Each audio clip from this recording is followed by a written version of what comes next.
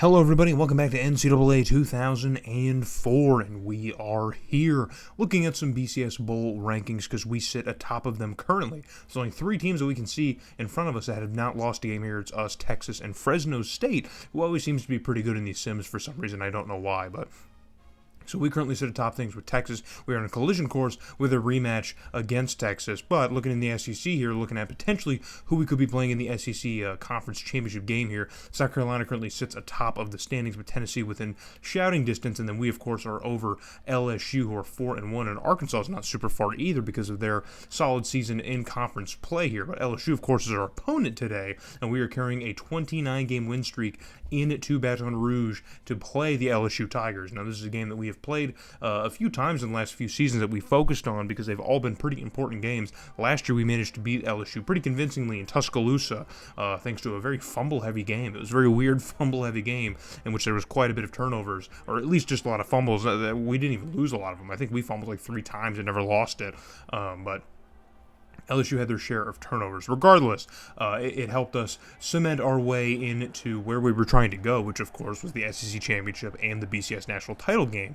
which we won both of. So it seems to be that every year our season seems to be coming down to this LSU game, as you can see, because the Western Division seems to be decided by our two teams. Even Arkansas is kind of falling off a little bit here, or at least they're just having a bad season in regression, so we can't fault them for that here, because it should happen eventually, but it's not happening with us. we reload, we don't rebuild. So, and thanks to the efforts of a man right there, Jesse Allison, who's been able to keep us at least competitive this year. He's definitely far and away off statistically from where we were with the last couple of quarterbacks that we've had here. Stephen Bentley really helped lead the charge last season. I don't think we're going to get that, but we've already looked really good against some very tough teams on the schedule. This is really our last test before we continue our way back to the promised land. But LSU already with a 3rd and 10 across midfield now, and their quarterback looking for a place to go, and it was Clinton Carter, their new starter this year, who's a senior, and he's going to absolutely meet Kelvin Cunningham head on and get clobbered in the backfield. So that's going to bring up a 4th down for the Tigers. And so now 2nd and 10 here for the Crimson Tide, and Jesse Allison across the middle lays this one out here, and it is caught for a completion, I believe, by Jody Quinn. I think it's an 87, not a 37. I thought it might be James Houston, but no, it is Jody Quinn who's going to get the first catch here that we're going to highlight on, but it's already 3rd and 8 as LSU's defense showing a little bit of resiliency. Jesse Allison back to pass, deep shot downfield, and he finds Jody Quinn once again at the goal line for a touchdown this time, and we are going to take an early lead over the Tigers as we are able to capitalize on LSU's opening blunders on offense. And we're going to cap off a nice touchdown drive of our very own. So our offense already arrives in Baton Rouge, which is a good sign moving forward. So 7-0, that's all that would happen in the first quarter. So we do score early here, but nothing else really happens. But we have the ball once again by about midfield, right at about that 50-yard line. Jesse Allison running around in the backfield looking for a place to throw, and he eventually does find one, and it's going to be caught here for a completion, this time from Scotty Mitchell. So Scotty Mitchell hasn't been a big name that we've been calling quite a lot this year. He definitely has contributed in the ways that he typically does, but we've been seeing a lot of other places on the roster, but again, Jesse Allison going to the same place same spot on the field, and it's Scotty Mitchell once again for another completion, but that's going to get us close to the first down, but it's not going to give it to us. On 3rd and 1 in I formation here, you can probably expect this run right up the middle, but Allison's going to throw for it instead. A lot of pressure up the middle as LSU was expecting the run, but it doesn't come. But that pass is incomplete, I believe, to Max Price, the sophomore now. I keep wanting to say the freshman, but he's not. So on 4th and 1, we're going to keep the offense on the field here. Pressure is back almost immediately, and Jesse Allison lobs this one up to Max Price once again, and he has it in his hands for a second, but it gets clobbered at the legs here, gets tripped up, and he cannot haul it in. So that's going to be a turnover on downs here, and LSU is going to take over in their own end, and already very quickly here, just one play is all it's going to take here, as Clinton Carter is able to hit his top receiver, Kerry Anderson, who was on the team last year. And this year, he's making his name felt in a major way with one play is all it's going to take from LSU's offense to finally get themselves jump-started back into this game as Carter's able to hit Anderson, and Anderson was just able to spin away from, I don't know who that was covering him. We have, the same familiar faces in pursuit. We have Mario Hughes in pursuit, of course, and Isaac Tyler, of course. But, I don't know who was a miscue on that one. But on our next offensive possession here, Jesse Allison going to try and run the option play with J.J. Wright. We haven't seen a lot of that, and a completely just brainless pitch from Jesse Allison is going to be a fumble, and now LSU is going to get another opportunity well in our own end. So Clinton Carter once again making easy work of our secondary as he lays this one across the middle, and it's going to be caught for another completion for the Tigers, and they're continuing to move here. That's Michael Gordon, tight end, who was also on the team last year. The receiving core, a lot of it's returning, but they do have a new running back and quarterback tandem, and now we're going to get a little glimpse at their running back here as Kirk Drew is able to get close to the goal line here, but not quite into the end zone. We were able to at least keep him out of the end zone, but only slightly. So on 1st and goal, they're going to go with a fullback dive this time, and their fullback E.J. Hayes is able to get into the end zone, and now LSU not only scores but is taking the lead. So some offensive mistakes from your Crimson Tide is keeping things a little bit interesting right now in Baton Rouge, and maybe they shouldn't be, but now as we get later on in the first half, it's desperate time that we get a little bit more pointage here and get a nice little boost. So under 2 minutes here, Jesse Allison at about midfield, deep shot downfield, and it's Jody Quinn who's going to win this foot race here. That one's one of the quicker foot races, only about 5 or 10 yards to win it, and Jody Quinn does win it. So it's going to be another Crimson Tide touchdown. We finally answer back to LSU after our earlier blunders here, but Jody Quinn able to get into the end zone, and he's helping out already in a major way into this big important game. So tied up at 14, under a minute left to go, but LSU's not done. Clinton Carter fires this one out here, and once again it's Kerry Anderson with an amazing one-arm snag out of the air, but it's already 3rd and 10 for the Tigers now, and Clinton Carter stands back, plenty of time to throw, takes a shot towards the end zone, and it's caught for another LSU touchdown, and a huge mistake on defense, a huge lapse in defense. That one should have been very easily covered, and it wasn't, man.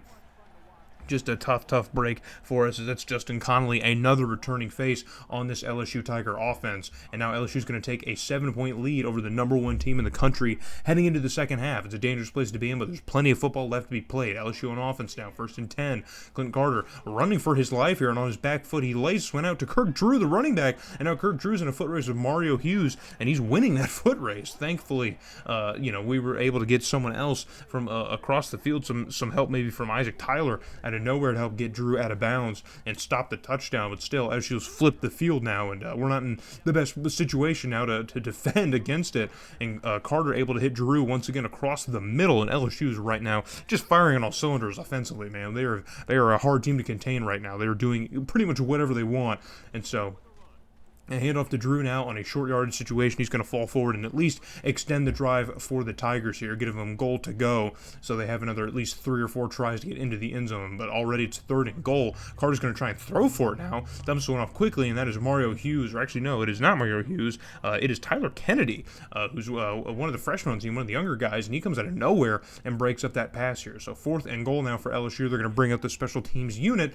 and that kick is good. So now a 10-point game, now a multi-possession game. So LSU kind of had all the cards in their hands here, because either a field goal or a touchdown would kind of make this one still rather difficult for our offense to cope, and we were struggling in the 3rd quarter. We've done really nothing at all. Carter, the blitz is picked up perfectly well, and Carter's got plenty of time to get this one all the way out to Kerry Anderson once again. And Kerry Anderson's been absolutely torching our secondary. We've had zero answer for it in the 3rd quarter. I mean, really the whole game up to this point. And now LSU's holding on to a 10-point lead after one whole quarter. So not much happening in the 3rd, but in the 4th, LSU once again kind of in control of this game. And Carter threads the needle on that throw. Absolutely threads that needle. There were 3 Crimson Tide players all on Kerry Anderson, and it did not seem to matter. I don't think we're going to get a replay of it, but that was an absolutely beautiful throw and an even more gut-wrenching play to have to watch. And now with goal to go, and Kirk Drew's just going to walk into the end zone untouched. And ladies and germs, we might be in trouble. We might officially be in trouble. We are now in a tough situation here where LSU has extended now to a 31-14 point lead here, and we are really looking for a boost here. Already now, still early in the 4th quarter, there's still plenty of time, but we're across midfield now. Jesse Allison got to get something to happen here. He dumps this one off to Max Price, the sophomore, who catches it and cuts upfield, gets a 1st down before being brought down inbounds, and so that's going to at least give us a little bit of a boost here on offense, but we got to move a little bit quicker, and we need a lot bigger plays. Already a 3rd and 6, we're not moving nearly quick enough. Jesse Allison back to pass here, plenty of time to throw, dumps one off to Scotty Mitchell, and that was a bit of a dangerous route to try and trust here, but Scotty was able to come down with it, and that will continue the Crimson Tide drive inside the red zone, but we need points, and we need them fast, folks. We got to move quickly here, so 1st and 10 for Alabama's offense here, and Jesse Allison's going to run it himself. The C's part in the middle of the field, and he's going to run surge right up the middle and get into the end zone for Alabama's next touchdown. And now we've answered back to LSU finally after being shut out for the last, I don't know. I mean, if this is real life time, 30 minutes, probably 22 minutes of game time in the second half being shut out. We finally answer back and score. And now 21-31 is the score. We were able to get the ball back with just over 2 minutes left to go, but we got to be quickly here. We got to move quickly here. And Jesse Allison's able to dump this one off to Carl Mann for another first down. And now we're going to run the hurry up here as time is of the essence. We don't want to burn our timeouts too quickly here. We still have 2 minutes left. And if we can score in this drive, we'll be in a good position and force LSU to have to make some decisions themselves. Jesse Allison on the hurry-up deep shot downfield, and it's Jody Quinn for another catch, and Jody Quinn has been the hero of this offense so far today, man. He's been one of the only few things that is working. So 2nd and 8 now, just under 2 minutes left to go. Allison back to pass here, rolls to his right and throws to his left, and it's Scotty Mitchell in the end zone one-on-one. And if there's anything your scouting report should say about this passing offense or about Scotty Mitchell specifically, it is do not leave him one-on-one in the end zone, ladies and germs. Do not leave him in the end zone alone. And so we answer back to LSU now and get to within just 3 points of the Tigers here. But with a minute and a half to go on a 3rd and 7, Carter deep shot downfield, and it is going to be broken up here as we have Isaac Tyler, and of course, I'm looking here, and Harold Frazier. Jeez, I was looking. I couldn't find the DBs on my roster sheet. But moving on offense now here with just a minute left to go on 2nd and 10. It's a spin move from Thomas Samples, and Thomas Samples is in open space, and it's a foot race. They're catching up to Thomas Samples, but he's able to get into the end zone. He's brought down to the end zone across the goal line. It's a touchdown.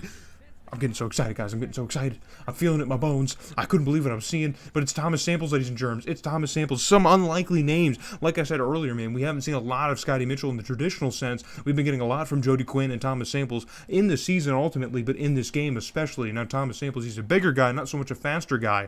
And fortunately, he was able to get into the end zone before the Tiger defense could catch up to him completely. Maybe another 5 yards on that run, and he probably wouldn't have gotten there. So we take a 4-point lead over LSU under a minute left to go, but Carter is not done, folks. Carter and the LSU Tigers are not done, and he's able to hit Connolly on a quick pass here. So now running with the hurry up here, just under 45 seconds left to go at about midfield. They got to reset the ball here, and the clock will stop, and Carter's going to spike the ball down and stop it here at 43 seconds left to go. So 2nd and 10 now. What can LSU do as we fast forward to 3rd and 10 after an incompletion? 40 seconds left to go here. And Carter, this one is off the hands of Kerry Anderson, and so finally Harold Frazier is able to lock down that side of the field, and Kerry Anderson cannot get his hands on the ball, but still, there's another play left to go here, 4th and 10. We could win the game right here. Carter back to pass, deep shot downfield down the middle of the field. It's Kerry Anderson in triple coverage. There's no way in triple coverage. How is he catching this ball? How? Someone explain it. And now LSU's got to run up to their line of scrimmage here to clock it here, just under 30 seconds left to go. It's 1st and 10 inside the red zone now, and now LSU's taking their sweet time, I guess, so they're going to burn a few seconds off. They really need it because they can't win it with a field goal or tie it. They need to score a touchdown. So on 2nd and 10, 23 seconds left to go. Carter back to pass, looks over his options, rolls to the right, and nearly gets hit as he throws. And Kerry Anderson, that one is broken up by Harold Frazier again. And guys, Harold Frazier's doing everything he can to stop Kerry Anderson, man. He's doing everything in his power. Already becomes 3rd and 10, just 18 seconds left to go. Carter back to pass, steps up in the pocket, lobs one into the end zone. It's going to be caught by Justin Connolly, It's going to be caught by Justin Connolly. And that's going to give LSU the lead late in the game. There's no time left. What are we going to do? There's nothing we can do, and LSU's going to take the lead. 1st and 10, only 10 seconds left to go, guys. We're down to our last maybe 1 or 2 chances. Jesse Allison rolls to his right, throws to the left, and it's intercepted by the Tigers. No! And heading the other way with it is LSU, and that's going to ice the game, and LSU's going to end our 29-game win streak. We are going to suffer a huge crushing blow, probably the biggest loss in Sick Naben history. In the Sick Naben era, we end up taking an L to LSU, the 7th-ranked team in the country. Comes in, and not only that, but now our path in the SEC is in peril as LSU does what they need to do and beats us. So as long as LSU can just win out in their regular schedule, because they still have a couple more conference games to play, we only have Auburn left to play. So if LSU can go perfect in the last couple of games, then they are going to take our spot in the SEC championship, and it'll be the first time in 4 or 5 seasons that we haven't gone to the SEC title game.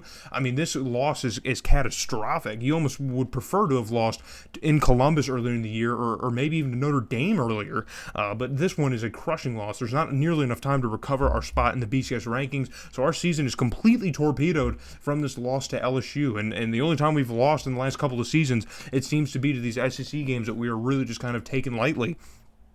And Jesse Allison, almost 500 yards, and you lose. With a stat line like that from your quarterback, you really just can't even be that mad about it. I mean, obviously the interception was bad, but at that point, what are you expecting to happen? Jody Quinn, 256 yards, that's got to be a school record. I mean, what are we doing here, guys? What are we doing? It is a crushing loss to have here. The freshman leading the team in tackles, I don't get it, man. But we get back to the Hub World, and LSU loses. They lose to Arkansas, a 7-5 Arkansas. So LSU does not manage to go perfect in their last couple weeks of the season, and so that's going to keep them out of the SEC title game and put us back in it. So when we come back, we will be playing Tennessee, who's 8-4 here. Tennessee managed to scrape together a halfway decent season, I guess. But we will be seeing them in Atlanta in the next video. So hope to see you guys in the next one, man. We're restarting the win streak, I guess.